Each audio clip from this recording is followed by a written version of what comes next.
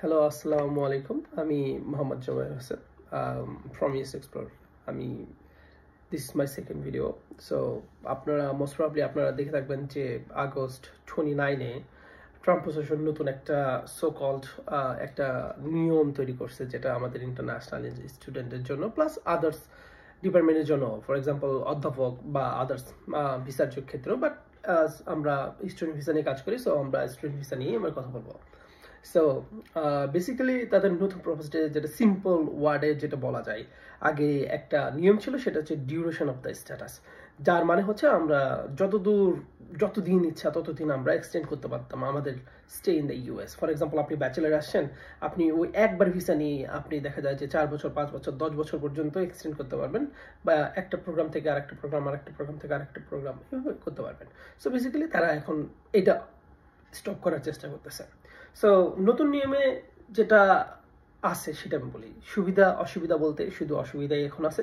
অসুবিধাতে বলতে গেলে যে আপনি আমেরিকাতে আসছেন, ম্যাক্স আপনি ব্যাচেলার আসলে 4.5 বছর টাইম পাবেন আপনার পুরো স্টাডিটা কমপ্লিট করার জন্য।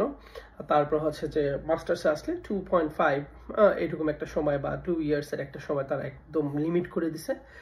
এর মধ্যে আপনার পড়াশোনা কমপ্লিট করতে হবে।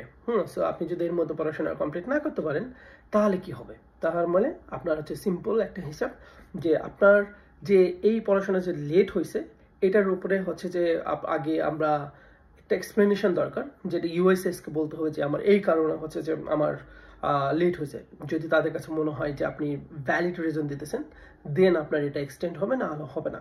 সো বেসিক্যালি যারা ভালো স্টুডেন্ট তাদের তো কোনো সমস্যা নাই, বাট কিছু স্টুডেন্ট আছে যারা দেখা যায় যে আসার পরে তারা একটা ইনস্টিটিউশন থেকে আরেকটা ইনস্টিটিউশনে জাস্ট মুভ করে, জাস্ট টাইমটা বাড়ানোর চেষ্টা করে, পড়াশোনা শেষ করতে পারে না।